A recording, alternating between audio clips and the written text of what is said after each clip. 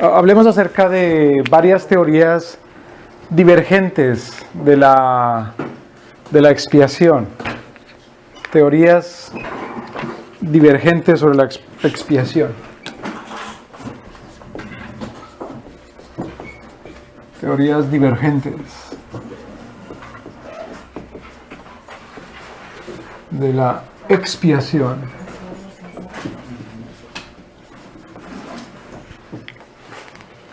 Hay sin número de teorías en cuanto a la expiación.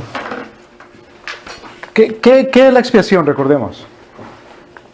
¿Qué es expiar? ¿Qué hace nuestro Señor Jesucristo cuando nos expía? Bueno, cuidado, no es expiación de espiar, sino expiar con X. Expiación. Perdona, básicamente eso, perdona. Déjeme leer de la Confesión Bautista de 1689 acerca de la justificación. Acerca de la justificación.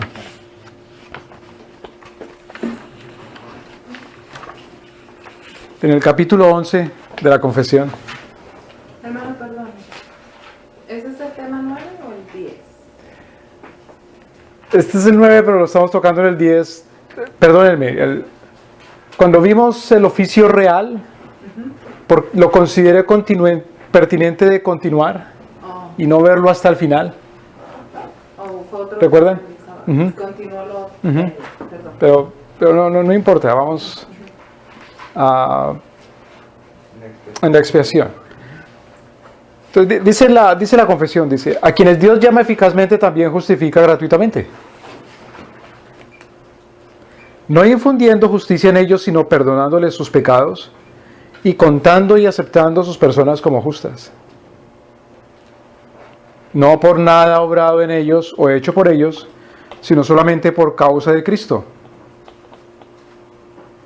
No imputándoles la fe misma, no imputándoles la fe misma, ni la acción de creer, ni ninguna otra obediencia evangélica como justicia, sino imputándoles la obediencia activa de Cristo a toda ley y su obediencia pasiva en su muerte para la completa y única justicia de ellos por la fe, la cual tienen no de sí mismos, sino que es un don de Dios. Entonces, primero, a los que Dios llama eficazmente, es decir, a los que tienen fe por la razón de que Él los ha llamado y no pudieron hacer otra cosa sino creer, responder al llamado, a estos también los justifica gratuitamente. ¿Esta es la predestinación? Sí, es un paso más adelante la predestinación. A los que llama eficazmente es a los que ha predestinado. Entonces la predestinación ya, claro. A los que llama eficazmente también gratuitamente los justifica. ¿Qué quiere decir justificar? Declarar. Justo. No infundiéndoles justicia a ellos. Quiere decir no diciendo que son justos por sus obras, sino perdonándoles sus pecados. Y contando y aceptando a sus personas como justas, entonces. Contándolos como justos no porque han hecho justicia, sino contándolos como justos porque los ha perdonado. No por nada obrado en ellos o hecho por ellos, sino solamente por causa de Cristo. Por causa de Cristo los llama justos, no imputándoles la fe misma, ni la acción de creer, ni ninguna otra obediencia evangélica como justicia,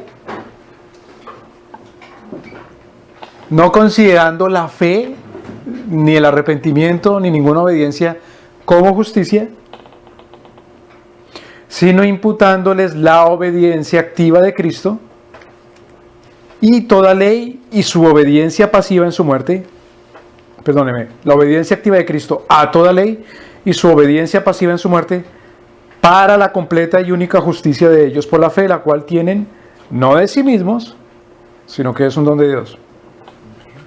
Entonces, ¿qué es lo que Dios nos imputa? ¿La justicia por nuestras buenas obras? Sino que nos imputa la justicia ¿de quién? De Jesucristo. Y dice, Esa justicia de Cristo es de dos formas, de forma activa y de forma pasiva. ¿Cuál es la justicia de Cristo de forma activa? La que Él obró cumpliendo la ley. ¿Y cuál es la justicia pasiva?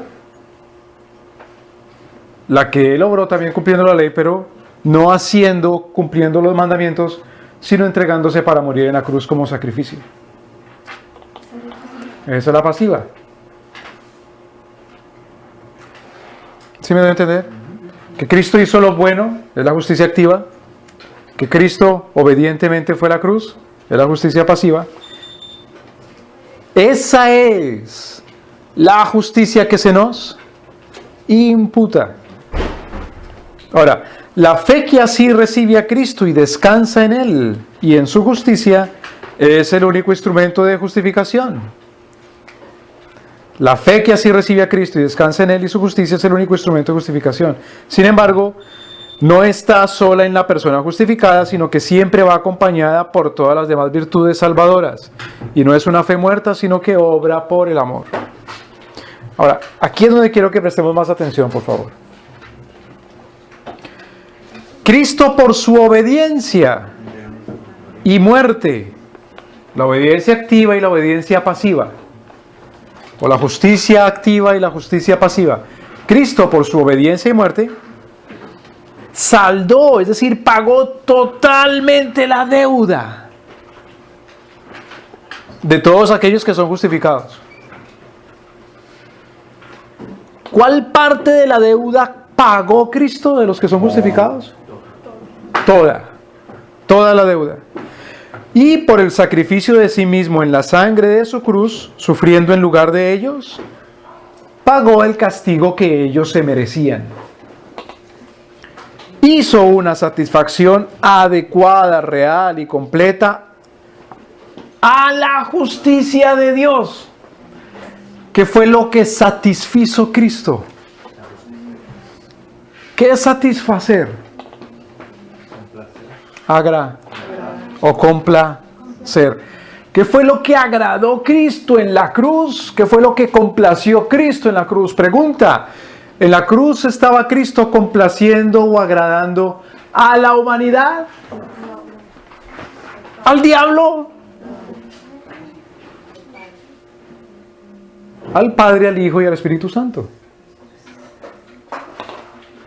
¿Qué aspecto de Dios estaba complaciendo Cristo? ¿O qué característica, o mejor, qué atributo de Dios estaba complaciendo, satisfaciendo Cristo en la cruz? ¿Qué atributo de Dios? Atributo de Dios. La obediencia. Atributo de nuestro Señor.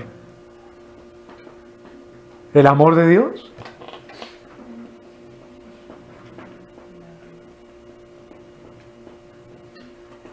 ¿La omnipresencia de Dios?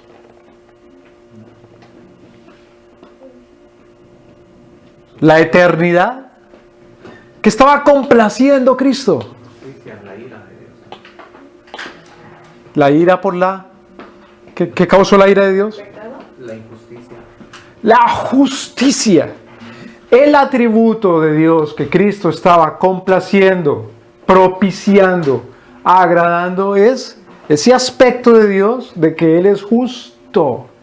¿Sí me doy a entender?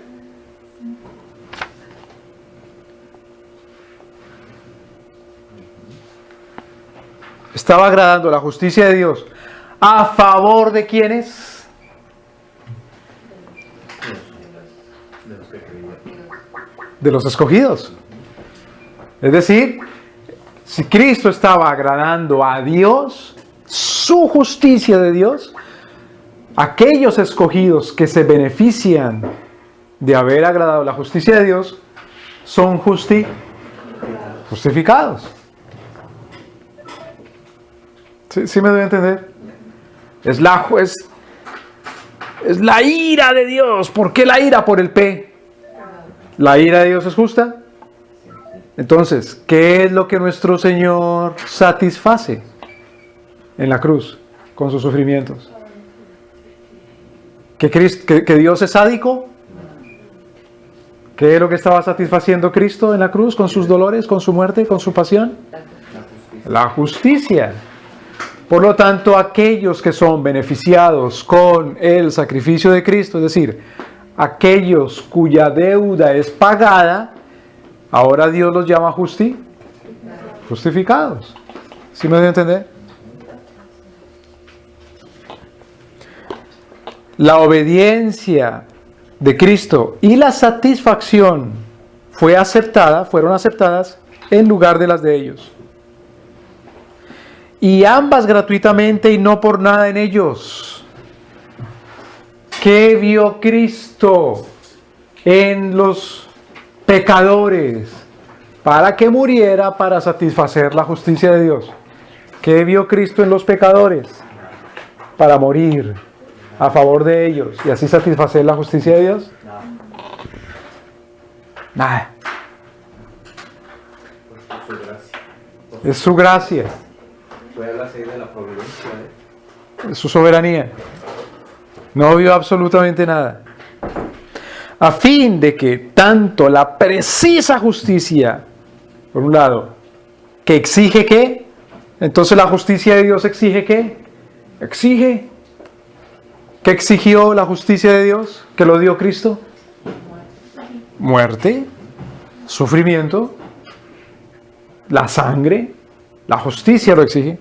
Por un lado, es la precisa justicia de Dios, pero por otro lado es la rica gracia. Porque por un lado la justicia de Dios exige la sangre de un inocente y perfecto, pero por otro lado la gracia provee a ese inocente y perfecto. ¿Me explico? La justicia exige, demanda, sangre, muerte. La gracia de Dios provee al que ha de morir a favor de los pecadores. Entonces, a fin de que tanto la precisa justicia como la rica gracia de Dios fueran glorificadas en la justificación de los pecadores. Cuarto, desde la eternidad, Dios decretó justificar a todos los elegidos. Desde la eternidad, Dios decretó. ¿Qué es decretar? Ordenar. Con un sentido de obligatoriedad, porque el que ordena es un rey, es una autoridad, es un soberano, y por lo tanto se cumple. Se publica y se cumple. Desde la eternidad Dios decretó justificar a todos los elegidos. Entonces, ¿cuáles pecados fueron perdonados? ¿Cuáles elegidos nuestro Señor decretó justificar? Todos. No hay un solo pecado que haya quedado sin que Cristo haya pagado por ese pecado. Y no hay un solo ser humano de los elegidos que no haya sido decretado justo. Ni uno solo de los que nuestro Señor elige dejará de ser justificado. Y en el cumplimiento del tiempo, Cristo murió por los pecados de ellos. En el cumplimiento del tiempo. Ahora pregunta. ¿Desde cuándo han habido elegidos viviendo sobre la tierra?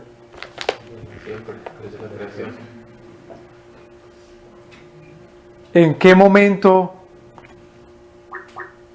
ellos son perdonados?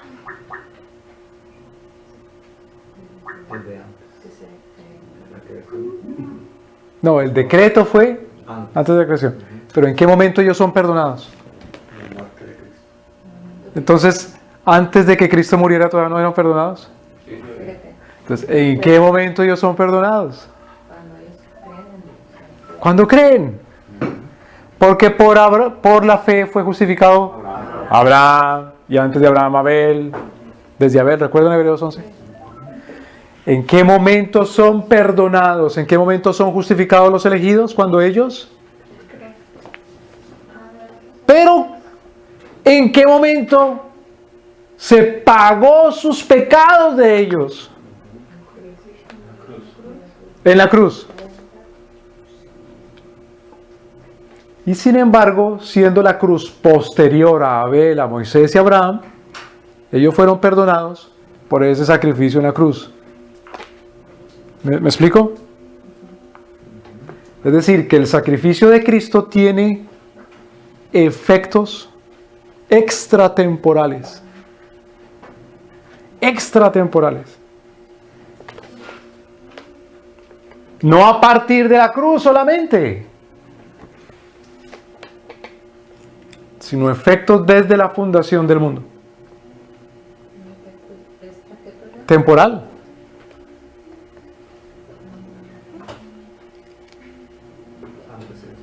Claro. Es por el sacrificio de Cristo en la cruz que Abraham fue perdonado. No puede ser de otra manera. Es por el sacrificio de Cristo en la cruz que Abel vio la gloria. No puede ser de otra manera. Cristo murió por los pecados de ellos y resucitó para su justificación. Sin embargo, no son justificados personalmente hasta que a su debido tiempo Cristo les aplique esa justicia por el Espíritu Santo. Pregunta.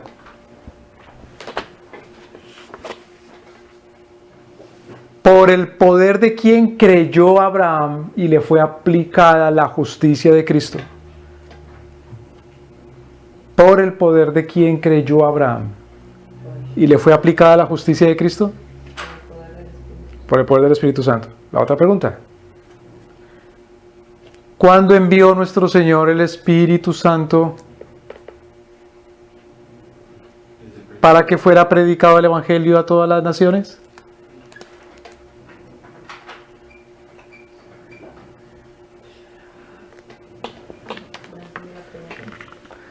¿Cuándo envió nuestro Señor al Espíritu Santo para que fuera predicado el Evangelio a todas las naciones? En Pentecostés. Y ahora sí, Nínive fue salvo porque creyó por el poder del Espíritu Santo. ¿Me explico? ¿Cómo podemos entender eso? Bueno, pues porque sí, porque la Biblia lo dice. Por la fe. Por la fe. Quinto, Dios continúa perdonando los pecados de aquellos que son justificados. Espérate un momentito. Dios continúa perdonando los pecados de los que son justificados. Luego no quiero ser perdonado todos. Cuando el justificado peca, ¿Dios lo perdona? Sí. ¿O no? Claro. Pero lo perdona sobre la base de que Cristo pagó ya todos sus pecados. No porque como que vuelve y mata a Cristo. No como porque vuelve y sacrifica a Cristo y entonces otra vez lo perdona. Sino en virtud de que Cristo pagó ya todos sus pecados, el justificado es continuamente perdonado. Por lo tanto, cuando un justificado es perdonado y vuelve a pecar, no puede decir, ya no me arrepiento porque ya Dios ya me perdonó todo. Porque precisamente en virtud de que Cristo pagó por sus pecados, precisamente con confianza se arrepiente. ¿Me voy a entender? Cuando un justificado es perdonado, ¿vuelve a pecar? Pero como vuelve a pecar y ya había sido perdonado, entonces ya no se arrepiente más. ¿O sí se arrepiente? Tiene que arrepentirse, dice Juan. Esto escribo para que no pequéis y si alguno hubiera pecado. ¿Recuerdan? Abogado tenemos para con el Padre a... Él es la propiciación. Entonces, en virtud de que Él realiza la expiación, en virtud de que Él paga por nuestros pecados, en virtud de eso, pues nos arrepentimos continuamente. se arrepiente. Claro. Si Cristo no ha pagado mis pecados, ¿para qué me arrepiento? Si no ha pagado por ellos. Aunque vaya y ruegue y suplique, si Cristo no ha pagado, ¿vale mi súplica, mi arrepentimiento, mi lágrima? No vale.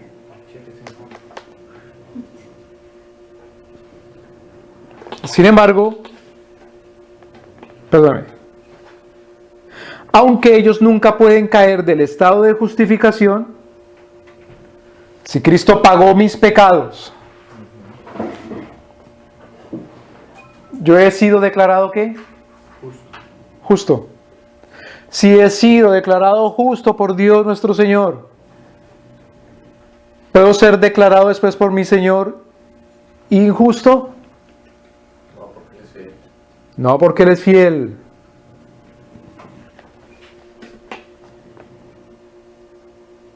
Sin embargo, pueden por sus pecados caer en el desagrado paternal de Dios. Si Cristo pagó mis pecados, ¿soy justificado? ¿Eso quiere decir que ya nunca voy a desagradar a Dios? ¿Ni Dios se desagrada de mí de ninguna manera? Claro que se puede desagradar. Por eso es que me arrepiento. Porque lo desagrado.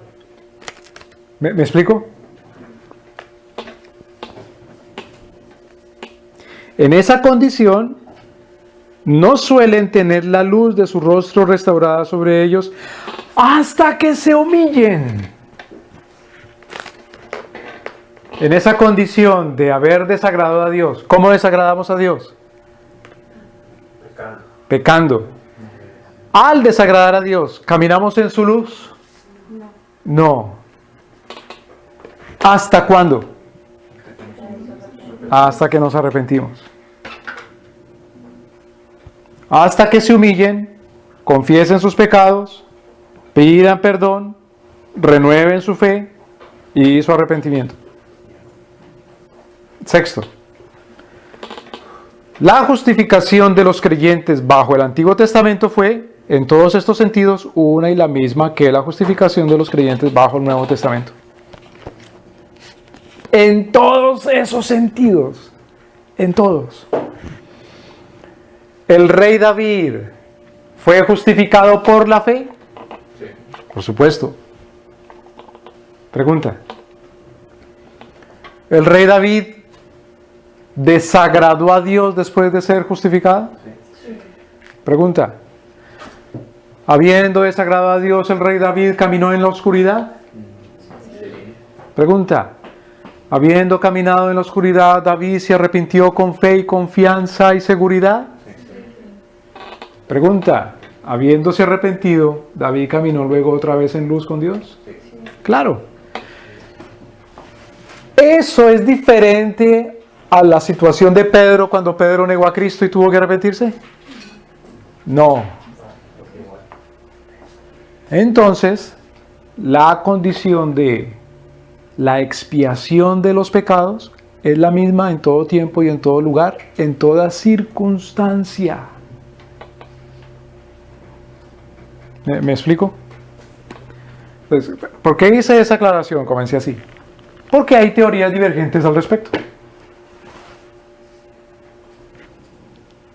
Claro, hay divergencias. ¿Qué quiere decir divergencias? Que difieren, que no son iguales. Diferencias. Entonces hay algunas interesantes. Hay un sinnúmero, veamos algunas. La primera, que Cristo no pagó el rescate por nuestros pecados. Déjeme la formulamos con una pregunta primero. ¿Quién fue propiciado?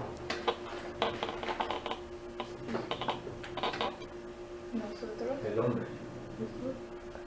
Otra pregunta. ¿Qué es propiciar? Satisfacer o agradar. ¿Quién fue satisfecho? ¿Quién fue agradado con la muerte de Cristo? Dios. ¿Quién fue? No los pecados de quién fueron expiados, sino quién fue propiciado. Dios nuestro Señor. Es decir, ¿a quién le pagó Cristo ese precio? A Dios. Cuidado, ¿solo al Padre? A Dios completo. Al Padre, al Hijo y al Espíritu Santo. Cuando nosotros nos arrepentimos, no nos arrepentimos solamente ante el Padre. No nos arrepentimos solamente ante el Espíritu. Claro, el apóstol dice, no contristéis al Espíritu. Claro. Si me amáis, cumplid mis. Claro, por lo tanto nos arrepentimos ante ¿quién? El Hijo y el Espíritu Santo.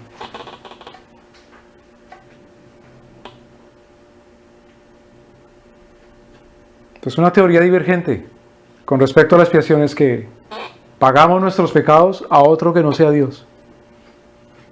O que Cristo paga por nuestros pecados a otro que no sea Dios.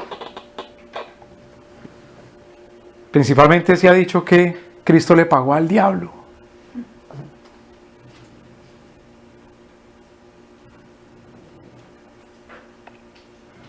¿Le pagó Cristo al diablo?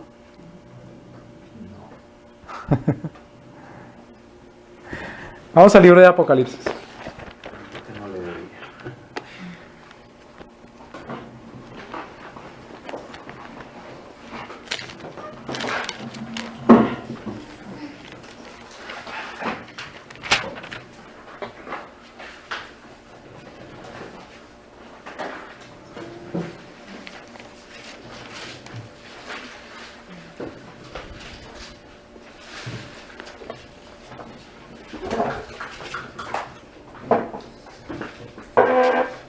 Capítulo 5.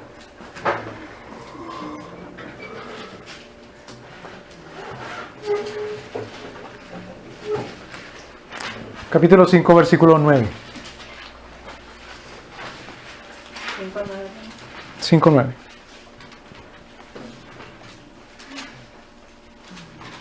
Alguien léalo, por favor. Y cantaban un nuevo cántico diciendo: digno eres de tomar el libro y de abrir sus sellos, porque tú fuiste justificado, porque tú fuiste inmolado, y con tu sangre nos has redimido para Dios de todo linaje y lengua y pueblo y nación. Entonces, ¿quiénes están cantando acá? Los redimidos. Los redimidos, dicen nos has. Ese es el cántico de los justificados, de los redimidos. Claro, de los cristianos. Es el cántico de la iglesia. Es un cántico, no, es un himno. Hay que ponerle música, hay que cantarlo. Claro. ¿Qué dice ese canto? ¿Qué dice ese himno? ¿A quién se le canta? Jesús. Al Cordero inmolado. A Jesús, a Jesucristo. Y se le dice, tú eres digno de tomar el libro y abrir sus sellos. Tú eres digno de ejecutar la voluntad divina en el universo, en el reino. Tomar el libro y abrir los sellos. Ejecutar la voluntad. Ejecutar la ley de Dios. Ejecutar sus decretos, sus mandamientos. Tú eres digno. ¿Por qué? ¿Porque tú fuiste? ¿Qué quiere decir inmolar? Sacrificado. Y nos has redimido con tu sangre. Nos has redimido, es decir, nos has comprado, recuperado. Con tu sangre, pagó el precio. ¿Recuerdan el ejemplo que hemos puesto de redimir? El señor que va con el televisor o con la licuadora. Pero luego, a fin de mes, otra vez va para la casa con el mismo aparato, porque ya lo ha. Pregunta, ¿a quién pagó el precio para poder redimir el aparato? Cristo pagó el precio. Dice, con tu sangre pagaste para redimirnos. La pregunta es, ¿a quién le pagó el precio? Para Dios. Con tu sangre. De todo linaje y lengua y pueblo y nación. ¿Quiénes son más ¿De qué nacionalidad la gente más redimida? Versículo 10. Y nos has hecho para nuestro Dios reyes y sacerdotes y reinaremos Claro. Es decir, somos comprados ¿para quién? Para Dios. Para Dios, redimidos para Dios y comprados para Dios. A Él se le paga el precio. Redimido para Dios con tu sangre. Ahora, devolvámonos un poquito porque cualquiera puede decir, no, espérate, nos compra para entregarnos a Dios, pero todavía el precio se lo pagó fue a Satanás. Dice el necio. Bueno, devolvámonos un poquito. Capítulo 5, versículo 6. Podría ser eso, hermano, porque la ley que se ha quebrantado es la de Dios. Claro, No tiene ninguna ley, no se le debe nada. claro, La contra también está sometida a la ley de Dios. claro. Ahora, capítulo 5, versículo 6. Y miré, Y miré y vi en medio del trono y de los 4 seres vivientes, y en medio de los ancianos estaba en pie un cordero como inmolado, que tenía 7 cuernos y 7 ojos, los cuales son 7 espíritus de Dios enviados por toda la tierra. ¿a quién se presentó el cordero inmolado? A Dios. Para satisfacerlo a Él. Para satisfacer su justicia. Porque fue su ley la que se violó. Entonces, Cristo no pagó ningún rescate a nadie más que no sea el Padre. La otra pregunta. Si no fue al diablo, entonces fue a la iglesia. ¿Que Cristo le pagó el rescate? No, de ninguna manera. Bueno, otra teoría divergente es que Cristo le devuelve el honor a Dios que el hombre le había robado. ¿Qué fue lo que Cristo satisfizo? La justicia. No el honor. Cuando un hombre es traicionado por su esposa, dice, los mato a los dos. Por el honor. En las legislaciones de varios países latinoamericanos, muy hasta entrado el siglo XX, años 30, 40. No era delito que un hombre matara a otro hombre por un duelo pasional. Porque estaba satisfaciendo su honor. En la Escritura, eso es asesinato. Porque la Escritura muy bien dice por qué un hombre debe ser muerto. ¿Y de qué manera? No mediante venganza. ¿Sí me debe entender? Algunos creen que asimismo Cristo murió en la cruz porque el honor de Dios había sido pisoteado. Pero si es por el honor de Dios, no somos justificados. Porque la justicia de Dios, la que demandaba la sangre, es algo más específico.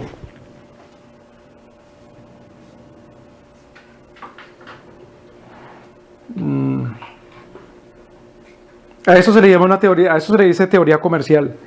No funda la necesidad. La semana pasada veíamos. ¿Era necesario que Cristo muriera? Necesario. Tanto que Él dice que, como dice la Escritura, era necesario. ¿Recuerda Lucas capítulo 24? Lo dice 3 veces. Pero según esta teoría, la necesidad es para resarcir el honor, no para resarcir la justicia. Si es para resarcir el honor y no la justicia, entonces el sufrimiento de Cristo no fue vicario. ¿Qué quiere decir vicario? Vicario quiere decir sustituto. ¿Quiénes son los que merecen la muerte? ¿Quiénes son los que merecen el sufrimiento? ¿Quiénes son los que merecen la cruz? Cristo muere en lugar de. Es la expiación vicaria. Pero si Cristo muere solamente por el honor de Dios, no está siendo un vicario, un sustituto. ¿Sí me debe entender? Porque Cristo está siendo castigado como si fuera alguno que fue un criminal que violó la ley, no como solamente alguien que deshonra. Sí hay una deshonra en Dios por nuestros pecados, ciertamente. Pero si quitamos la justicia, Cristo ya no es vicario.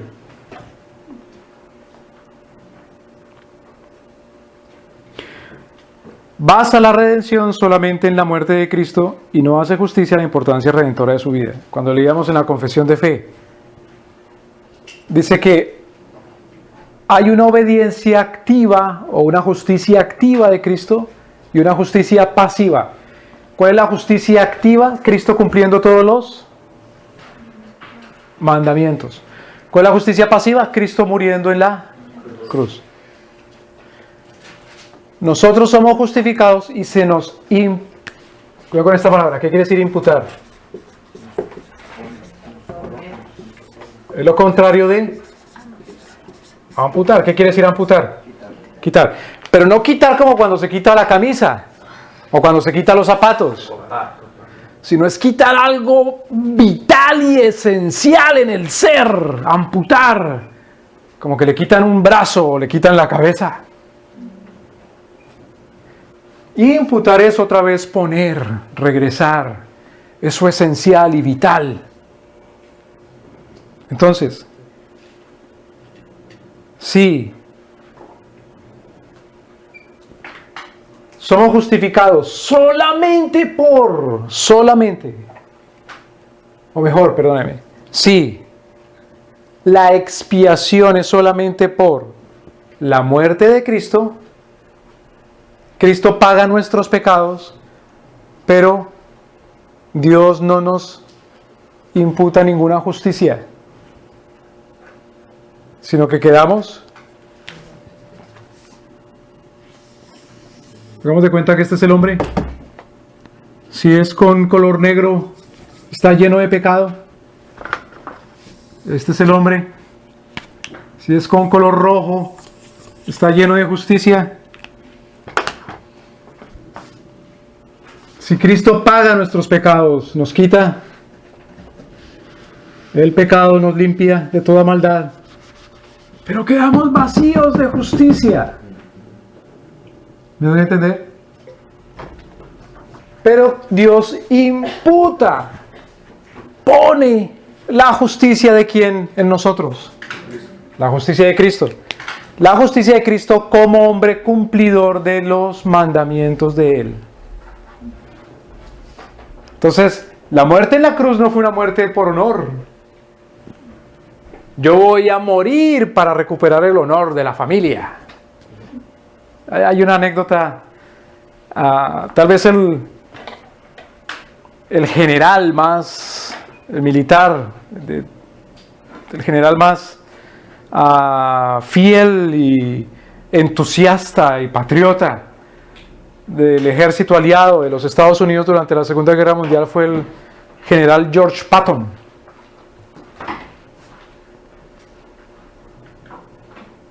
Se dedicó solamente a eso, a la guerra.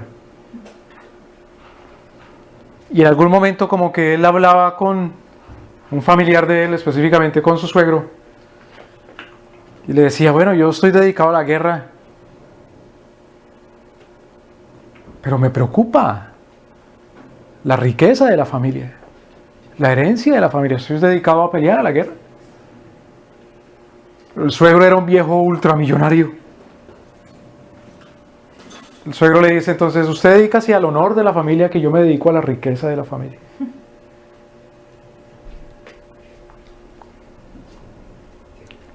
La muerte en la cruz de Cristo no fue una muerte por honor,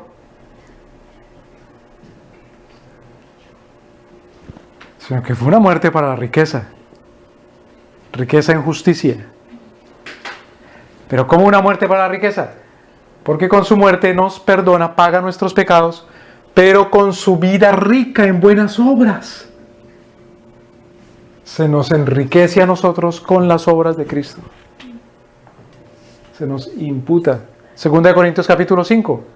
Al que no conoció pecado,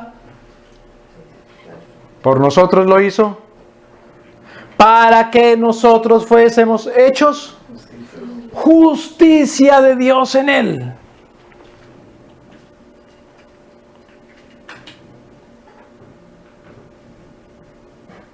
La tercera teoría, le dicen la teoría de la influencia moral.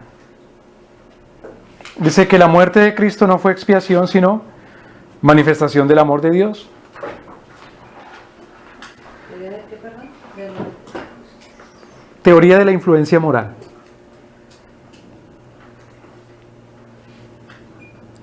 Dice que la muerte de Cristo no fue expiación. Otra vez, ¿qué quiere decir expiación? Perdón de los pecados. Esa expiación, recordemos, es objetiva. Objetiva. Claro, nuestros pecados son expiados, somos perdonados, pero el que se propicia es Dios. Es Dios nuestro Señor. Esa expiación es penal. Se nos perdona unos pecados, una serie de faltas graves a la ley de Dios. Pero esta teoría dice que la muerte de Cristo no fue expiación, no pagó los pecados, sino fue manifestación del amor de Dios. Es como decir, dice, mira, yo por amor a ti me mato. Bueno, ¿y qué gana la otra? ¿O el otro? Nada. ¿Qué gana? Eso es una tontería, eso es una bobada. Si es por amor, hágale algo que le sirva. ¿Sí me voy a entender?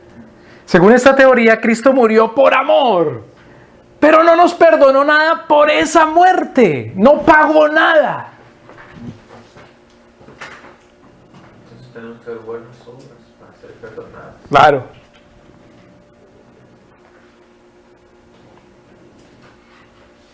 Como las criaturas mueren, pues por amor Cristo dijo, venga, yo muero también con ustedes. Como para solidarizarse. ¿Y eso de qué nos sirve? Es como decir a alguien se le quiebra un brazo. Y dice, ay, pobrecito, quiébremelo a mí también para que yo me solidarice con usted. No, eso no es solidaridad. Cuando se solidariza, procura hacer algo que lo alivie. Pero de verdad uno es una persona o cruel, o por otro lado, uno es Dios si demanda y pide que otro sufra por uno.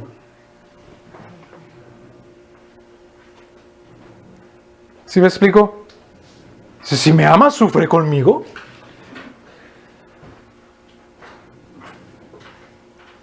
O porque yo te amo, te hago sufrir. No que me amas tanto, pues sufre. No, eso es romanticismo bobo. La muerte de Cristo, según estos, no paga los pecados. Solamente Él muere por amor, sufriendo con las criaturas. Mira las preposiciones. Morir con los pecadores, o más bien morir por los pecadores. ¿Qué es lo que hace Cristo? ¿Morir con o morir por? Morir por. En lugar de. Esa es la virtud de la muerte de Cristo en cuanto a la propiciación.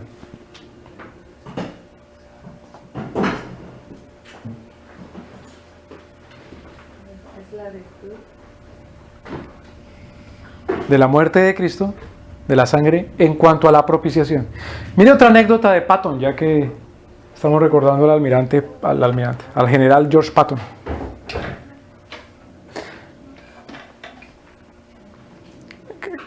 ¿Recuerdan qué es arengar? Arengar es un discurso que se hace para animar, para levantar el ánimo de alguien que tiene que hacer algo difícil, que tiene que cumplir una misión, una obra. Entonces, un buen militar es una persona que sabe arengar o animar. Un buen pastor es una persona que sabe exhortar. Son arengas. ¿Sí me doy a entender? En una anécdota sobre Patton, decía él, mire, le decía a los soldados, ¿a ustedes les han dicho que es que hay que morir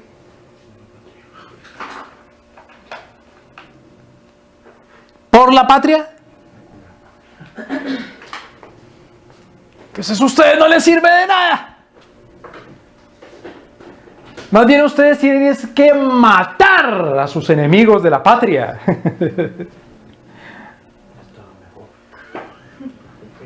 Claro. No queremos mártires. ¿Nuestro Señor Jesucristo fue un mártir?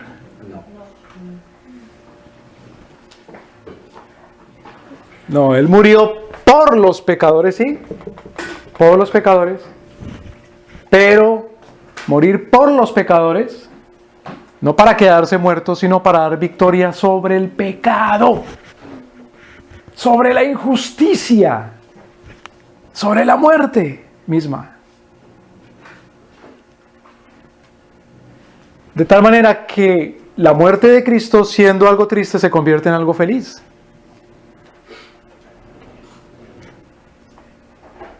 Por la libertad que logró. Es que es verdadera redención. ¿Qué quiere decir redimir? Recuperar, comprar lo que se había perdido. Estábamos perdidos por la ley justa de Dios. No perdidos en las que el diablo nos robó, sino perdidos por la ley justa de Dios nuestro Señor. Él nos salva de su ira, nos libra de su ira, aunque su ira tenga manifestaciones. Una de las manifestaciones de la ira de Dios es que, por supuesto, nos entrega a los propios delitos, a nuestras propias pasiones, a nuestros propios pecados. Pero al morir Cristo nos rescata de esa condición. Entonces, el sufrimiento de Cristo, dicen estos de la teoría de la influencia moral, no satisfizo la justicia divina. Entonces, ¿para qué murió Cristo? ¿Cuál es el efecto de la muerte de Cristo entonces? Para esto. ¿Verdad? En la escritura, en la verdad, en la justicia, la justificación. Claro. Se satisface la justicia de Dios. Pero ¿qué dicen estos entonces si para ellos Cristo no pagó para satisfacer la justicia de Dios? ¿Cuál es el efecto entonces en el hombre? Dicen estos. El hombre es enternecido. El hombre se enamora de Dios porque lo ve ahí crucificado en la cruz.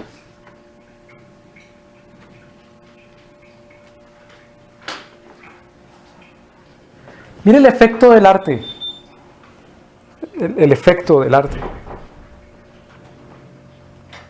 Hay algunas obras de arte, sobre todo de la época renacentista. Y en esas obras, cuando se pinta a Cristo crucificado, los que están al lado de Él, están así, al lado de Él contemplándolo. Como que los mueve verlo ahí en la cruz. En la poesía también se refleja. Creo que fue Teresa de Ávila la que escribió: no me mueve, Señor, para dejar de ofenderte, sino verte clavado en la cruz, humillado, para quererte. El verte me mueve. Que si no hubiera infierno, de todas formas, yo no te amaría. Pero es por la cruz. Algo así. La idea es esa. Pero cuidado. ¿Qué es lo que nos mueve a amar a Dios?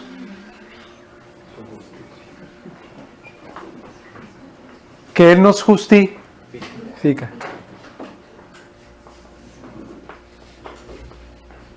¿Me voy a entender? Otra vez, que Él nos quita el pecado. Porque el pecado no puede amar. El pecado no puede moverse a lo bueno. El pecado solo produce ¿qué? Muerte. Entonces, llenos de pecado, no produce nada de vida. Cuando estábamos muertos en nuestros, dice Efesios capítulo 2, cuando estábamos muertos en nuestros delitos, ¿sí? Él nos dio vida. Leámoslos, Efesios capítulo 2.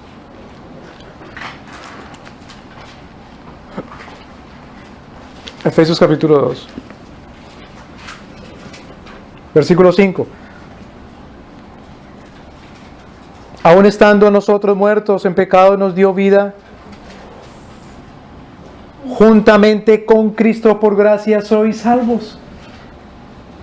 Y juntamente con Él nos resucitó y nos hizo sentar en los lugares celestiales. Para mostrar en las edades venideras las abundantes riquezas de su gracia en su bondad para con nosotros en Cristo Jesús. Porque por gracia sois salvos por medio de la fe, y esto no de vosotros, sino que es un don de Dios, no por obras para que nadie se gloríe. Somos hechura suya, creados en Cristo Jesús para buenas obras. Hacemos buenas obras si primeramente Dios nos ha dado vida, si primeramente nos ha justificado por la fe, por su gracia. ¿Me explico?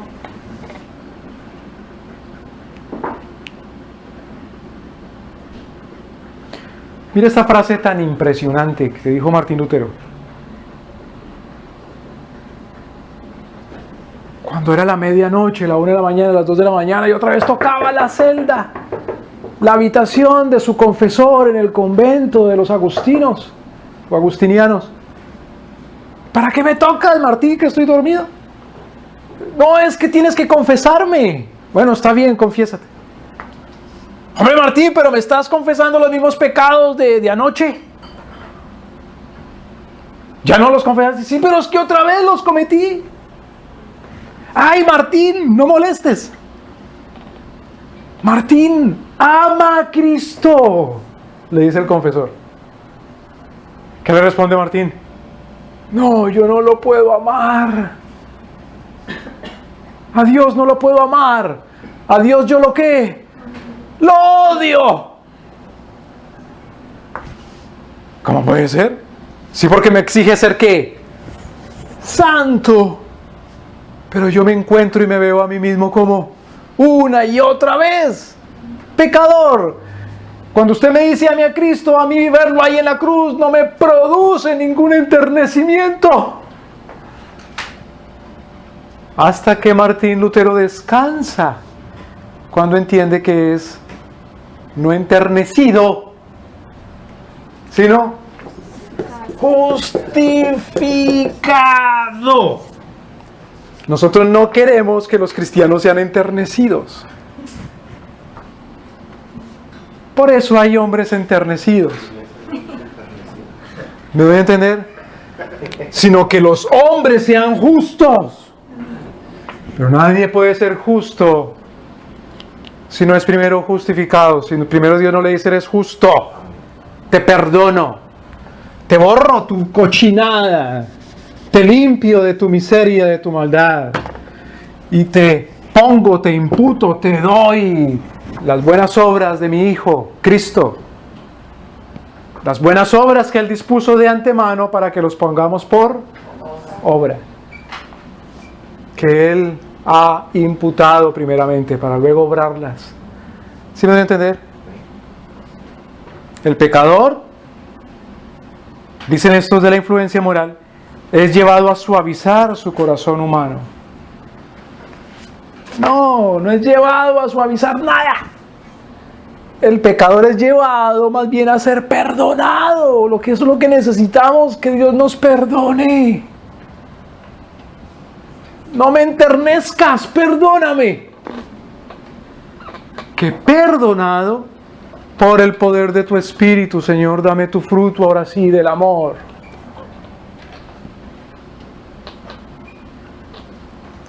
Miremos 1 Corintios.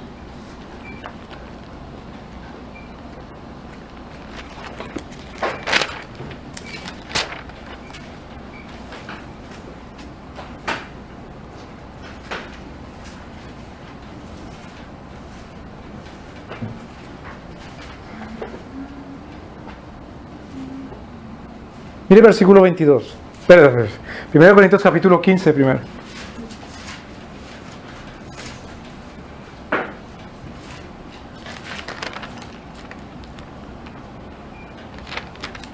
Primero Corintios capítulo 15, versículo 22. Alguien léalo, por favor. Porque así como en Adán todos mueren, también en Cristo serán vivos. Perdóneme. Capítulo 16. Capítulo 16, versículo 22. El que no amará al Señor Jesucristo sea anatema. El Señor vive. Oh, bien. Viene, claro. Maranata, el Señor viene. El que no amare, claro que hay que amar a Cristo. Martín, claro que hay que amar a Cristo, Martín Lutero. Pero uno no le puede decir a la gente ame a Cristo si primero no le dice, Cristo murió en la cruz para perdonarte, arrepiéntete. ¿Me van a entender? Significa Maranata. Cristo viene. Pero en justicia o de su segunda venida. No, solo eso. Eso ya es el. Solo eso. Entonces, el que no amare al Señor Jesucristo sea maldito. Claro. Versículo 24. Mi amor en Cristo Jesús sea con todos vosotros. Solo podemos amar a Dios en Cristo. Es decir, en el pago que hizo Cristo por nuestros pecados, en la redención. Porque si devolvámonos un poquito, ahí 1 Corintios capítulo 16 estamos.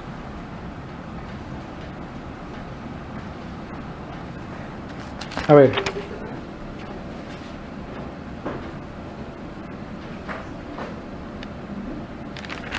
Capítulo 16, versículo 13.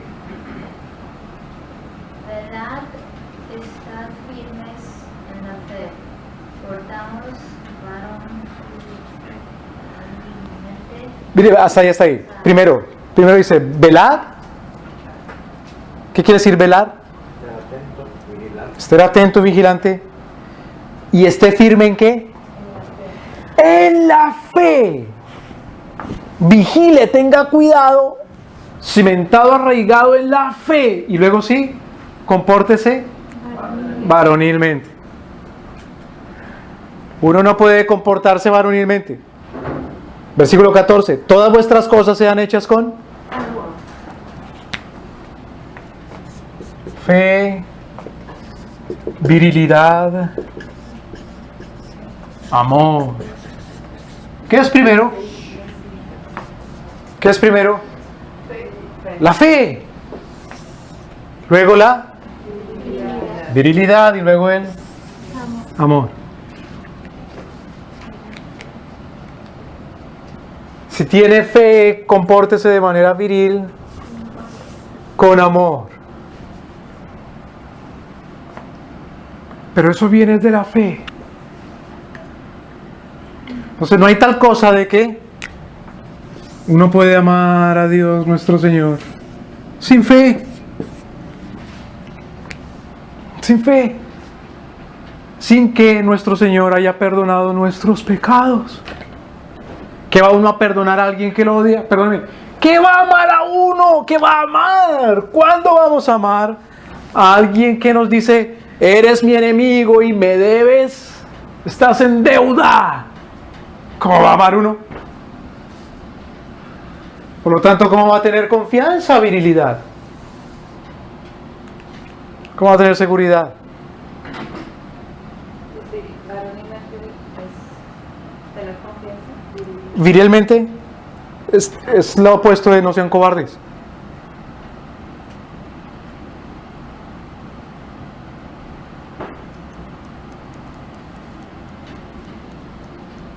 Claro, Si Dios no nos ha perdonado, ¿qué tenemos que hacer? Temblar. Es como actuar como un cobarde todo el tiempo. No salgo de la casa. Y si me quedo, qué miedo. Se me cae el techo encima. Y si salgo, pues pasa un león y me come. Porque la ira de Dios está sobre mí.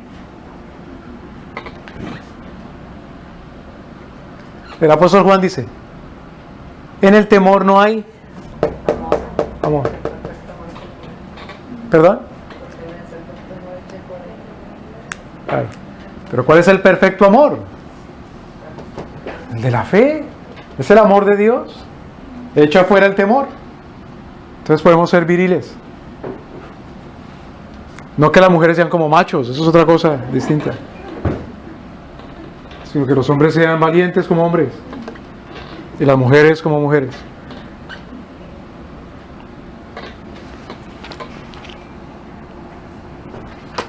Esta teoría también desconoce que el pecador no es movido a hacer lo bueno, sino es justificado. Es decir, esta teoría es muy naturalista. Naturalista, es muy escolástica, es muy aristotélica.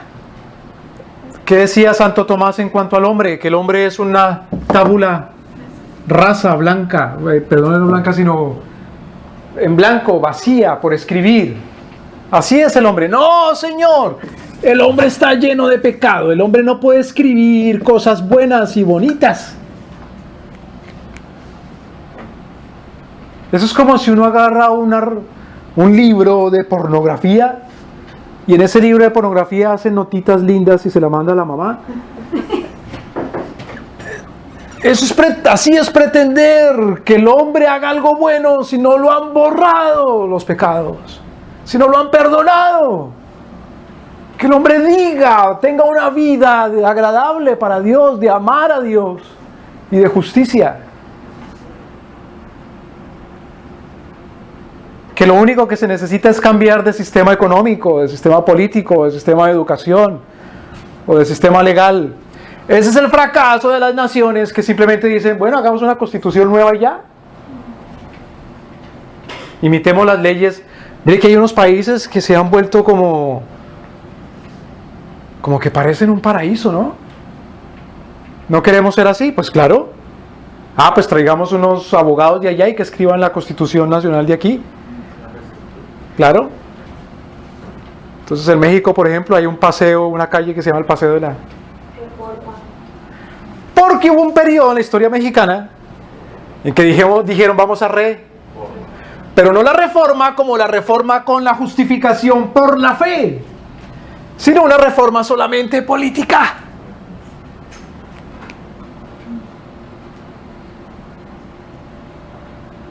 Otras naciones hicieron una tal perestroika, un glasnost, transparencia. Pero eso no sirve de nada si no hay una reforma de la fe, del alma.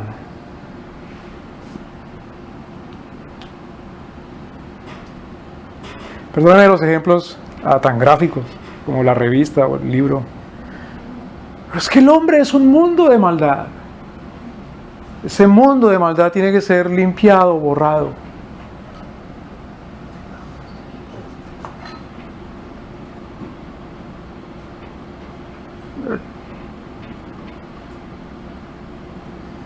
Por eso qué sé yo, los viajes misioneros para pintar una escuela.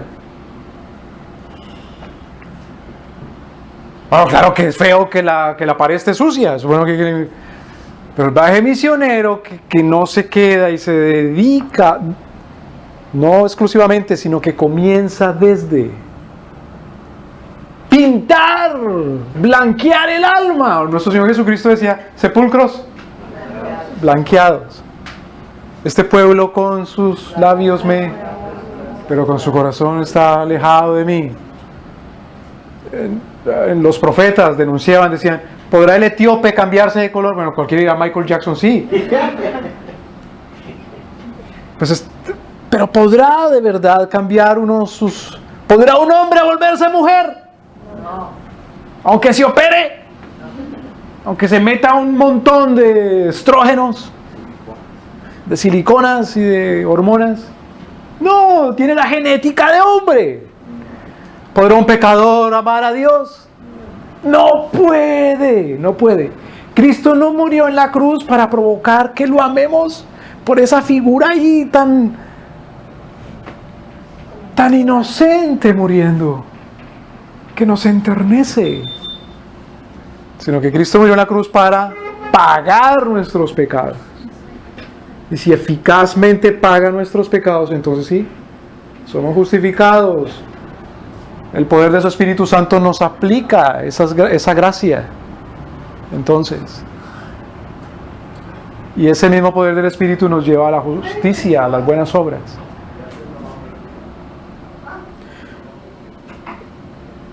Ahora, si Cristo muere en la cruz, pero no para perdonar nuestros pecados, quiere decir que los sufrimientos de Cristo no eran necesarios. Si es simplemente para que lo amemos, pues es algo muy cruel que haya tenido que morir en la cruz. ¿Y qué tipo de amor es el amor de Dios que envía a su Hijo a la cruz? Porque acordémonos, Cristo no satisface el amor de Dios en la cruz, lo que satisface es que su justicia, su justicia. Hay otra teoría, que es la teoría del ejemplo. Oh, esta es más desgraciada. Esta teoría dice que no hay justicia de Dios que se requiera castigar. No hay justicia de Dios que por ser violada requiera ser castigada. Esta teoría es desgraciadísima y es muy metida en los círculos humanistas de hoy. Esta teoría está muy metida en cualquier escuela hoy. Cualquier escuela. No hay ninguna justicia de Dios que exija, que requiera que se castigue el pecado. O sea, como cuando tú haces algo deliberadamente a pesar de que sabes que está mal, Dios no te castiga, es lo que dice esa. Exactamente. Y que Dios no exige que haya castigo. Esta teoría es muy metida en el humanismo, en las escuelas, en las universidades. Por ejemplo, cuando dicen lo que nuestro Señor considera delito en la Biblia, delito, hay delitos que nuestro Señor considera, perdóneme, hay pecados que nuestro Señor considera penales. Penales. Hay delitos que nuestro Señor considera penales por la jurisprudencia. Por ejemplo,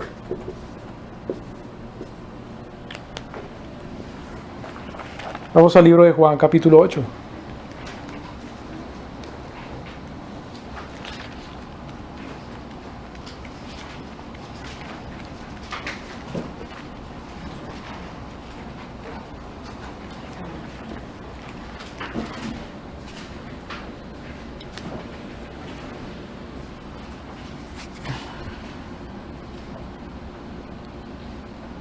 Versículo 1. Jesús se fue al monte de los olivos y por la mañana vino otra vez al templo. Y todo el pueblo vino a él y sentándose les enseñaba.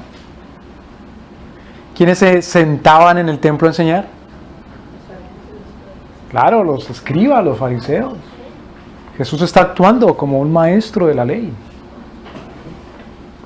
Versículo 3. Entonces, los escribas y los fariseos, ¿qué dijeron los escribas y fariseos? Miren viene una multitud a oírlo. Hay que ponerle trampas.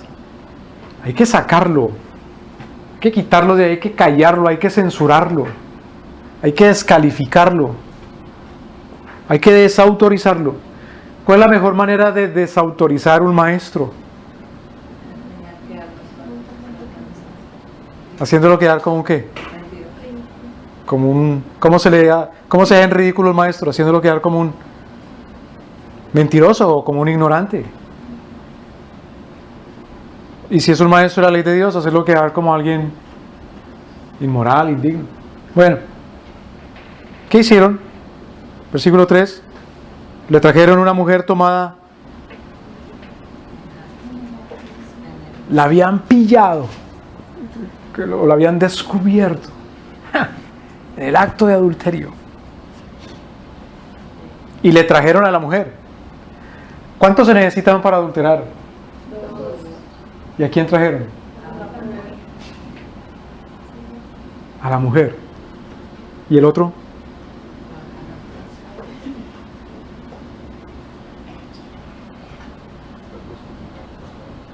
Y la pusieron en el medio.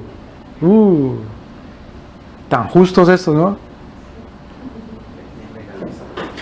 Y le dijeron, maestro, esta mujer ha sido tomada en el mismo acto de adulterio. Versículo 5. Ahora fíjese. En la ley Moisés nos mandó a apedrear a tales. ¿Tú pues qué dices?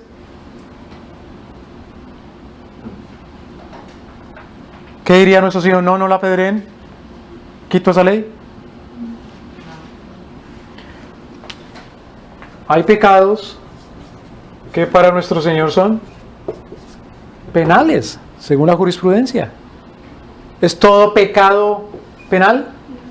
No. ¿Qué quiere decir que esta mujer fue tomada en el acto de adulterio? O que ella misma estaba casada y la agarraron con otro que no era su marido. O que la agarraron con otro casado, sabiendo que estaba casado. ¿Sí me voy a entender? Si ella hubiera estado sin casarse con otro que no hubiera estado casado y lo hubieran agarrado, ¿ese acto es penal? ¿Ese acto es pecado? ¿Es penal? No. ¿Sí me explico? Estamos hablando de penal, se refiere a de muerte. No. O de Penal se refiere a que es castigado por. castigar. ¿Por qué? ¿Por quién? Por una corte civil, una corte civil. ¿Sí me explico?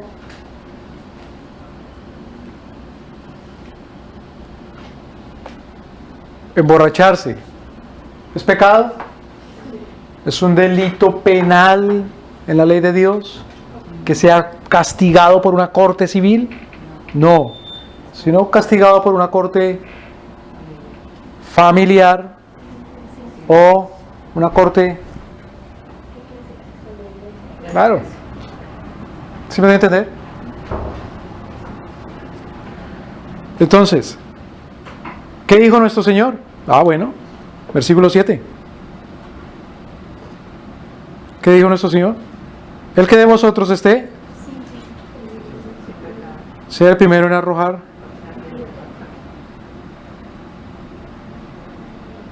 ¿Libre de qué tipo de pecado? De este penal jurisprudencial.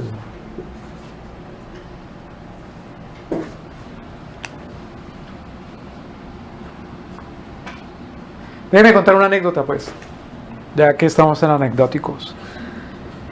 En el año 1975, creo, durante la campaña presidencial de Estados Unidos, el candidato del Partido Demócrata era Jimmy Carter, que luego resultó elegido. Pero Jimmy Carter era evangélico bautista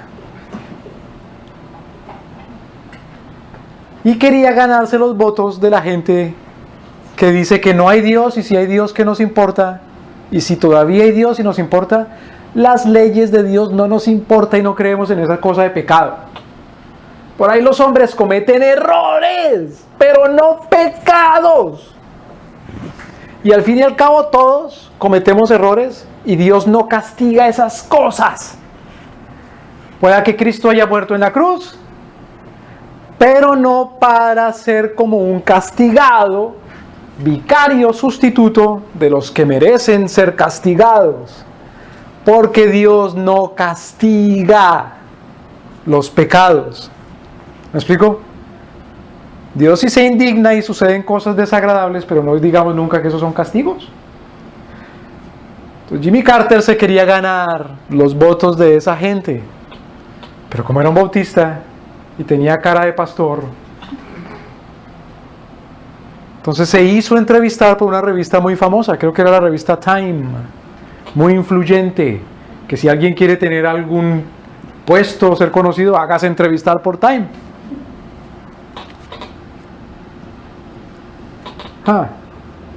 Perdónenme, creo que era otra revista, creo que era... Es más, mire, se hizo entrevistar por Playboy, ahora que me acuerdo. Pero el entrevistador estaba como muy decente con él, no le preguntaba nada comprometedor, nada escandaloso, para enamorar a los electores de teología liberal. Entonces el Jimmy Carter, ya como enojado porque no le preguntan algo para ganarse a los electores, dice: pues mire, yo sí he tenido malos pensamientos y he codiciado mujeres en mi corazón.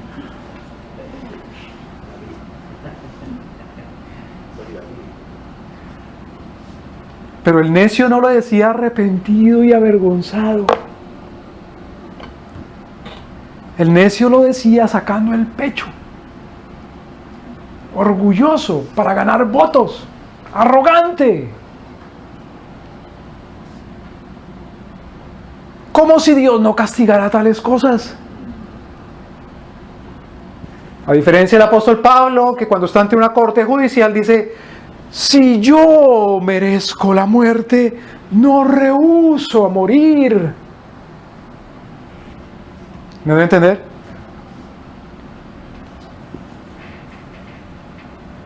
Pero los de esta teoría dicen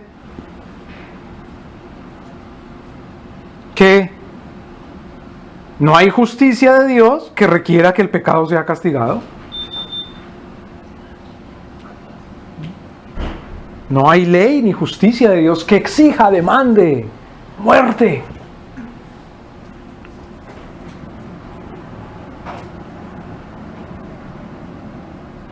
Es la misma actitud de los fariseos y los escribas que trajeron a la pobre mujer.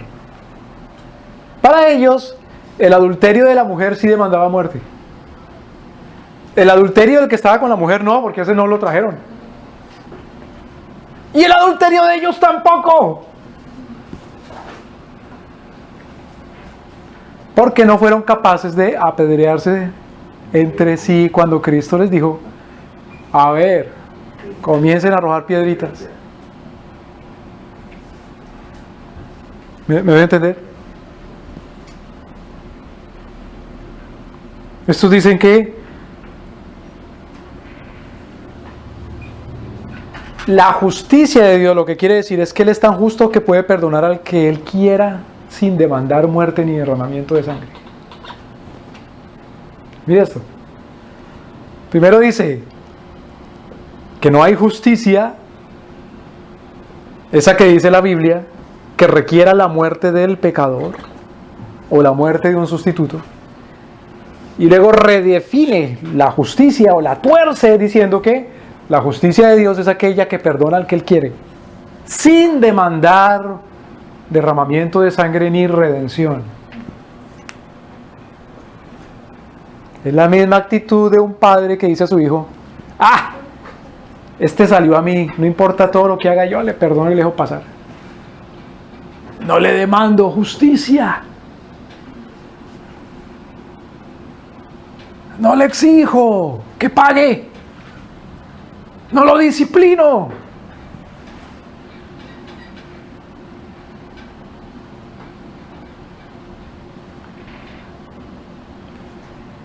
Mire, entre los ateos, ¿para qué existe la justicia? O lo que ellos llaman justicia en cuanto a cortes, jueces. ¿Para qué existe? Cortes, jueces, policías, leyes.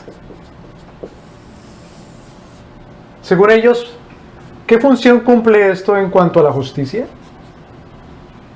Para ellos es regenerar al culpable y evitar que vuelva a caer en los delitos. Entonces dice, si a una persona se la mete a la cárcel, esa persona lo que busca es que se regenere.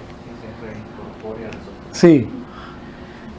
El único que con su justicia regenera es ¿quién? Dios, nuestro Señor, no ninguna corte.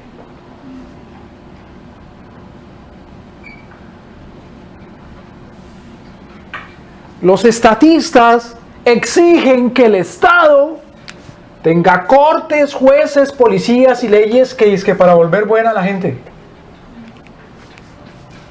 Pregunta: ¿vemos en la Biblia alguno que por haberle caído la justicia de las cortes se haya vuelto bueno? ¿Vemos en la Biblia que Dios convierte así como medios de gracia usando las espadas, las lanzas, los arcos? No. ¿Esas cosas evitan el pecado? No, lo que evita el pecado es que una persona sea regenerada. Es lo que evita el pecado. Pero, otra vez preguntémonos, ¿para qué nuestro Señor establece cortes y jueces y leyes? Para hacer justicia. Para hacer justicia.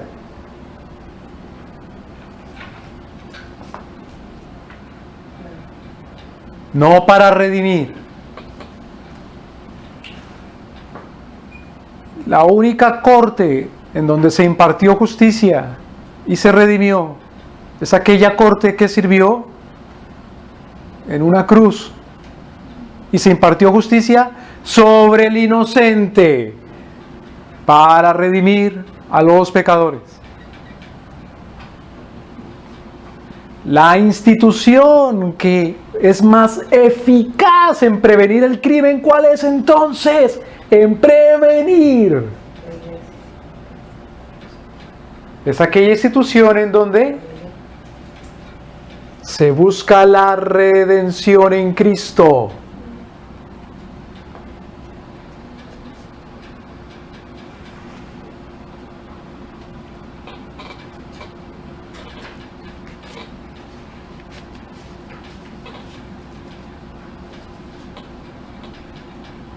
¿Para qué son las cortes otra vez? Para que se aplique la ley, la justicia, la ira de Dios. Para esos que están las cortes según Romanos capítulo 13. Para hacerle temer al que hace lo malo. La ira. Eso no redime a nadie. Y sin embargo tiene que estar presente. No es para prevenir el crimen. Lo que previene el crimen es que haya personas que no sean y las personas dejan de ser criminales si son redimidas. Pues cuando salen de las cárceles dicen que ya han pagado a la sociedad. No, no paga. Mire, hay una frase, una palabrita que se usa en español para decir que alguien está en la cárcel. Y dicen está, sir.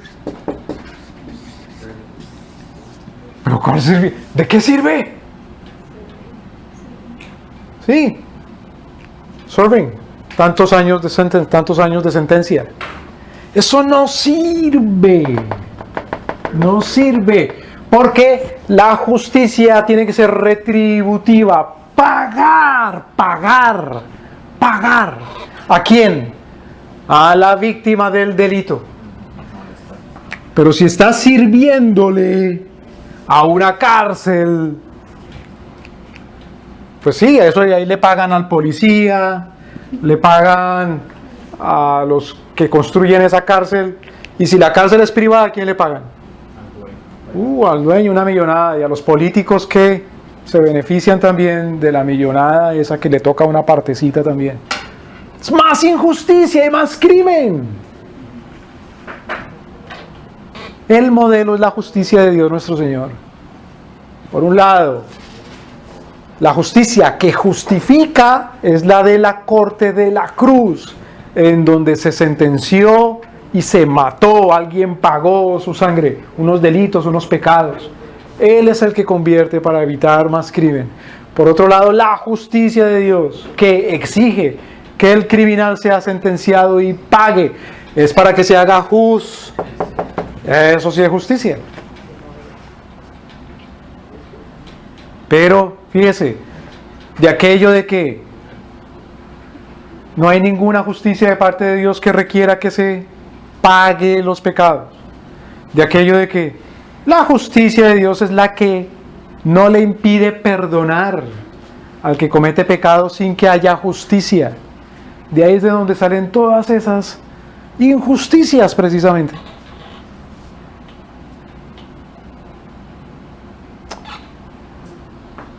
¿Es nuestro Señor soberano? Miren el silogismo. ¿Qué quiere decir silogismo? Silogismo es la conexión de unas ideas con otras de manera lógica.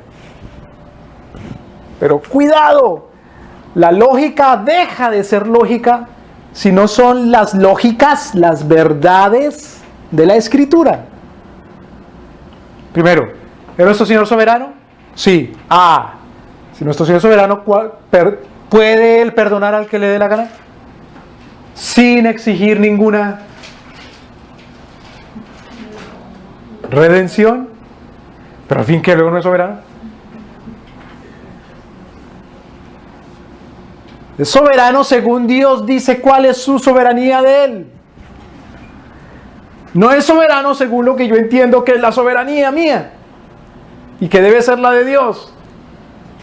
¿Acaso Dios no es absolutamente soberano? Sí, según Él dice que es absolutamente soberano. Y si Él es absolutamente soberano, como Él dice ser, Él dice en qué consiste que Él perdona a quién y en qué circunstancias. Es decir, estamos atados a la verdad, a la lógica de Dios, para que sea de verdad lógica. Si no resulten absurdos, tales como que Dios perdona porque es justo a aquel que Él quiera sin demandar ninguna redención. Por lo tanto, ¿puede alguien ser perdonado de sus pecados sin Cristo? No puede. Pregunta entonces, ¿puede un niño ser redimido de sus pecados sin Cristo? ¿Que porque no ha nacido? ¿Que porque fue abortado? ¿Sin Cristo? No puede. Cualquier persona antes de Cristo o antes de nacer necesita ser perdonado en virtud de la redención de Cristo nuestro Señor. Dicen estos necios también, Cristo salva, ¿de qué manera? No porque pague los pecados de ellos, no porque los redima, sino porque les muestra cuál es el camino de la salvación. Porque les muestra qué es lo que deben hacer.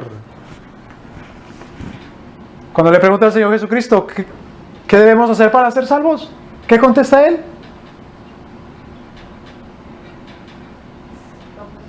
Cree. No que es la fe, sea la obra para salvación, sino cree que Cristo es el que perdona. De la manera que Él perdona. Muriendo en la cruz, pagando Él con su propia vida, rescatando la vida. Entonces uno no puede ir por ahí cuando Dios exige justicia prometiendo amor y salvación. ¿Sí me explico? Uno no puede ir por ahí prometiendo paz como hacen algunos políticos que simplemente pactan con los bandidos, brincándose la justicia de Dios. Esos pactos son pactos de bandidos. Y cuando un bandido pacta con un bandido, ¿qué se espera? ¿Qué es lo que ellos pactan? Cometer más injusticia.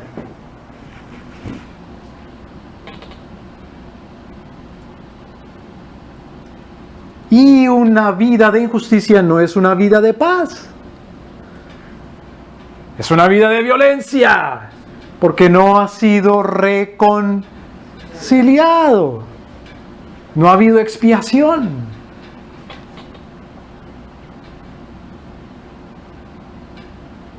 Cristo, dicen estos necios, recibió poder por su muerte para dar vida eterna a los creyentes. Pero bueno, se pregunta esto, entonces ¿de qué le valió a Cristo morir en la cruz?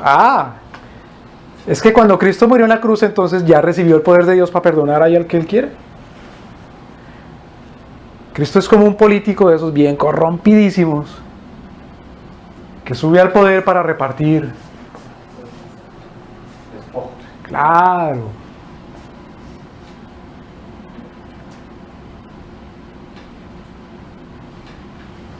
Es como la mamá de Císara, ese matón del libro de los jueces, que mata valientemente a una mujer, clavándole una estaca en la cabeza y atravesándolo.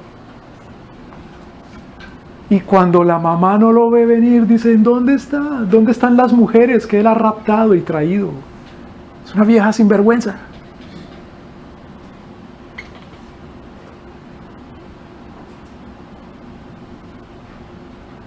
Nuestro Señor no murió en la cruz para ser un sinvergüenza. Y haber muerto en la cruz, haber recibido poder para salvar, sin haberles Él mismo quitado los pecados. Yo te salvo aunque no te perdone. Yo te salvo aunque eres un pecador que no ha sido limpiado de sus pecados. Yo te salvo aunque no has sido justificado. Yo te salvo aunque no has sido redimido. No se puede. Esta teoría es muy pelagiana. ¿Qué quiere decir pelagiano? Que niega que el hombre es malo, que es depravado, que necesita ser perdonado. Es muy pelagiano. Esta teoría dice que el hombre es capaz de salvarse, solamente lo único que necesita es que Dios le señale el camino. En los años 60, 70, 80 todavía, había en Latinoamérica, Hispanoamérica, un tipo de canciones que le llamaban la canción protesta. En Argentina, Facundo Cabral, Atahualpa Yupanqui era otro. En España había un tal Juan, todavía está vivo, Juan Manuel Serrat, que dice, caminante no hay, sino que se hace. ¡Mentira! Mentira, charlatán. Si hay un camino y es único y exclusivo, y uno no lo hace andando, tiene que caminar en él, o si no se pierde, o llega al infierno mejor. El camino es Cristo. Cristo y su obra, su expiación.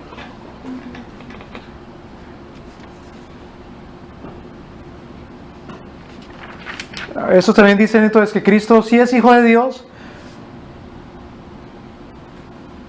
pero no eternamente, sino que llegó a ser hijo de Dios.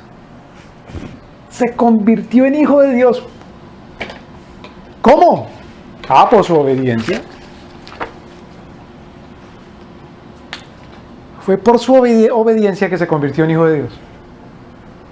Pues cuando dice en Isaías capítulo 53 que como Él murió en la cruz, entonces luego fue premiado y repartió después. Fue hasta el final. En Apocalipsis cuando leímos capítulo 4, 5, 6, ya que es el Cordero, entonces ahora sí es recibido en gloria. No, Cristo siempre ha sido hijo de Dios, lo hemos visto, porque es eternamente Dios. Cuidado. Porque si Cristo llegó a ser hijo de Dios, Cristo llegó a ser Dios sin ser Dios. Y si lo hizo por medio de la obediencia, si nosotros somos obedientes, ¿cómo nos convertimos? En Dios. Pero nosotros no llegamos a ser hijos de Dios por obedientes, sino ¿por qué? Juan capítulo 1. Más a todos los que A los que creen, se les otorgó, se les dio el derecho de ser hijos de Dios. Estos no nacen de carne ni sangre, ni por voluntad humana, sino por voluntad divina. No es por las buenas obras.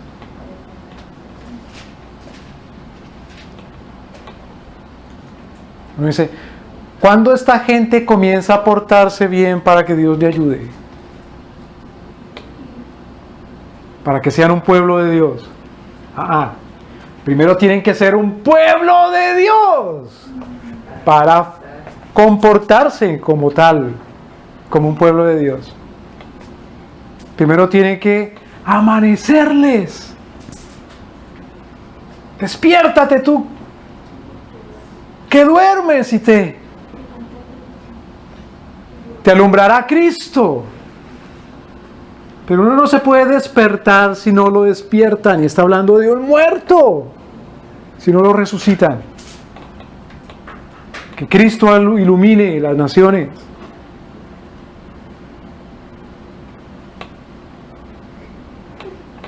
Hay otra teoría que se llama la gubernamental. Niega que la justicia de Dios demanda que se cumpla la ley y que la ley es arbitraria por parte de Dios y por eso Dios la puede cambiar. Los del anterior niegan que haya ley de Dios. Son antinominianos. Niegan que haya ley y que Dios castigue. Y por lo tanto, la única esperanza que tiene el hombre es que Dios lo redima. Estos otros dicen que sí hay ley, pero Dios cambia la ley. Una era la ley en el Antiguo Testamento y otra en el Nuevo.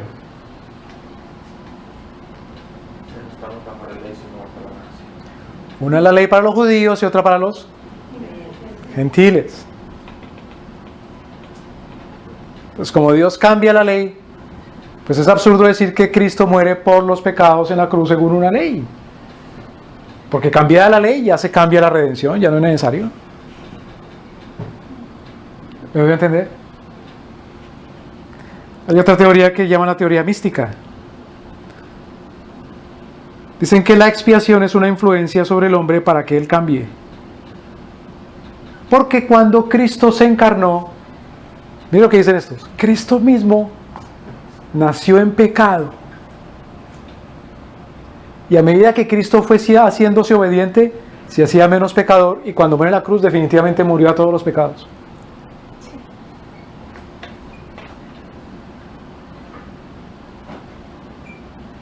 Claro.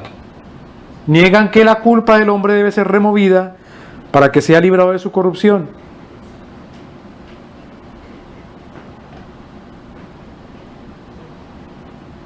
Niegan que Dios tenga ira por el pecado. Y lo más terrible, hace a Cristo participante del pecado. Ahora, acordémonos que la justicia que Dios nos imputa es primero una justicia activa, porque Él vivió como perfecto. Y hay una justicia pasiva, cuando Cristo muere en la cruz, y en virtud de esa justicia pasiva es que Él paga por nuestros pecados. Si Cristo era pecador, no nos imputa ninguna justicia. No somos hechos justicia de Dios en Él. Y por lo tanto no hay nada que imitar a Cristo. Lo hacía Él participante de pecado.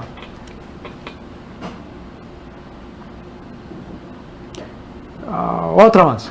Terminamos con esta. Hay otra teoría que dice que de lo único que Dios nos redime es de nuestra incapacidad para arrepentirnos.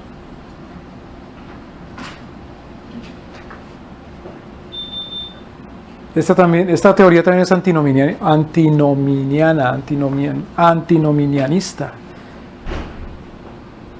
Porque básicamente lo que dice es que el único pecado que Cristo paga en la cruz es el pecado de no estar arrepentido, pero los otros no. Y en virtud de pagar Él por ese pecado de no arrepentirnos, ya es suficiente y somos salvos. Entonces, Dios, todavía estamos en nuestros pecados, entonces. Lo que dice Pablo en 1 Corintios capítulo 15. Si Cristo no resucitó, todavía estáis muertos, estáis todavía en vuestros pecados. No dice en vuestro pecado de no arrepentirse, sino en vuestros pecados. Pero habiendo resucitado Cristo, somos perdonados, somos vivos para Él. Dejemos por ahí por hoy.